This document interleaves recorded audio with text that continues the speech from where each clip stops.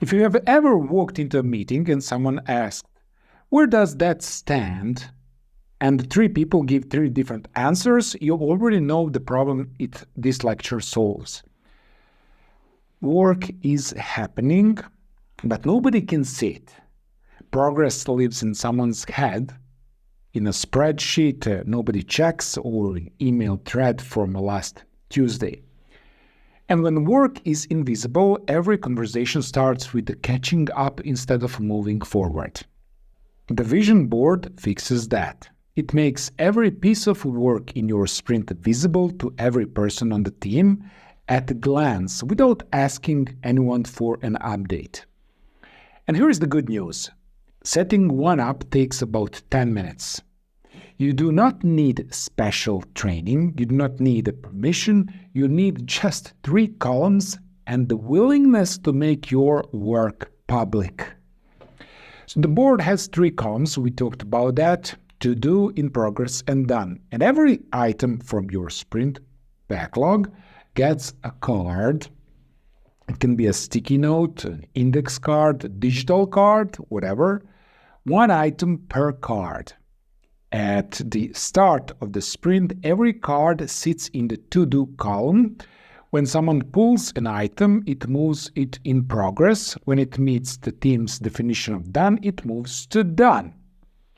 That is the whole system. When the daily Scrum meeting happens, the team looks at the board every day. They look at that board, and you can see what has moved, what has not, where the work is stuck without anyone saying a word. The board tells the story before the meeting starts. Now, once your team gets comfortable with those 3 columns, there is a 4th one worth adding. It's called blocked. When the card cannot move forward because it's in a way of an approval or asset from another department or a decision that has not been made, it moves to blocked. That column is a signal. It tells the Scrum Master exactly where to focus. And it tells the rest of the team that something needs attention before the sprint falls behind. You do not need the blocked column on day 1. Start with those 3. Add it when you are ready. Now, the question every team asks, physical or digital board? Both work. The choice depends on how your team operates, not which looks more professional. I personally like physical board because you can really feel when your tasks move from to-do to done. Physical board is a whiteboard or a wall with sticky notes. It works best when the team is in the same room. You walk past it 10 times a day. You see the work moving. You notice when something has been sitting in the column for 3 days. That visibility is powerful because it's passive. You do not have to open anything or log in. It's just there on your wall. Physical board also makes sprint planning tangible. The team writes cards together, puts them on the wall together, and moves them together. This is the something about physically handling the work that makes the commitment feel real. The digital board lives online. It works best when the team is remote or spread across locations. Everyone sees the same view, updates happen in real time, and you do not lose a sticky note when the air conditioning kicks in. Okay? If your team is in one office most of the time, I suggest start with a physical board. It's fastest to set up, easiest to change, and harder to ignore. If your team is remote or hybrid, go digital. Pick a simple tool with the columns you can name yourself. The layout is the same: to do, in progress, and done. The tool does not matter nearly as much as the habit. A fancy digital board that nobody updates is worse than a whiteboard that the team checks every morning. So So here is what the setup actually looks like. You draw 3 columns on the whiteboard or create them in your digital tool.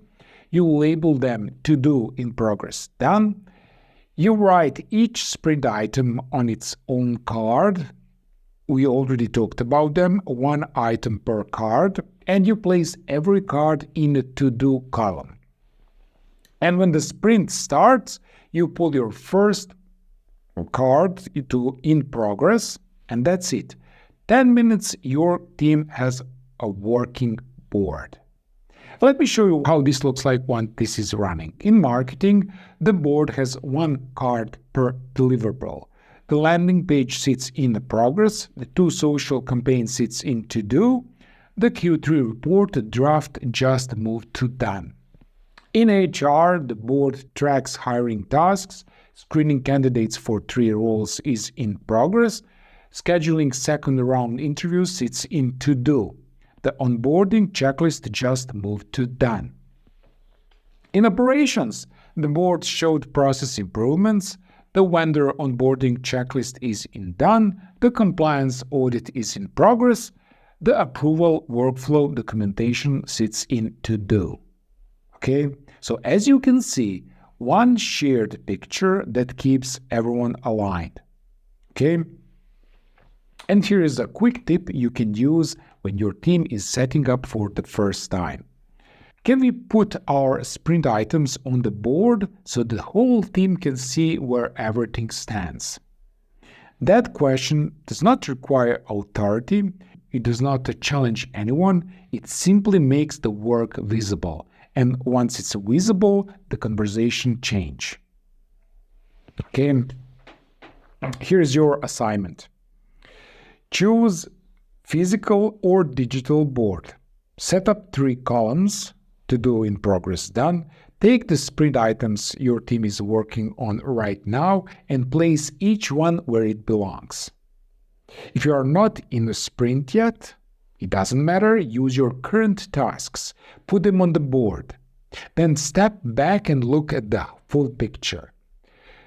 That is the first time most people realize how much is actually in flight and why some things never seem to get finished. And one more thing. I've prepared a visual board template you can download below. They include the printable board layouts designed for marketing sprints, for HR hiring sprints, and operational improvement sprints. Each one is pre-labeled with example cards so you can see what a populated board looks like before you build your own. Bring the template for your next sprint planning meeting. A board that the whole team can see changes how the team works together. It turns invisible progress into shared accountability. Next, you are going to see all of it comes together. Module 5 walks you through a complete sprint, day 1 to day 10 in a real non-technical team. You will watch everything you have learned play out in a sequence, including what happens when things go wrong. I'll see you in the next video.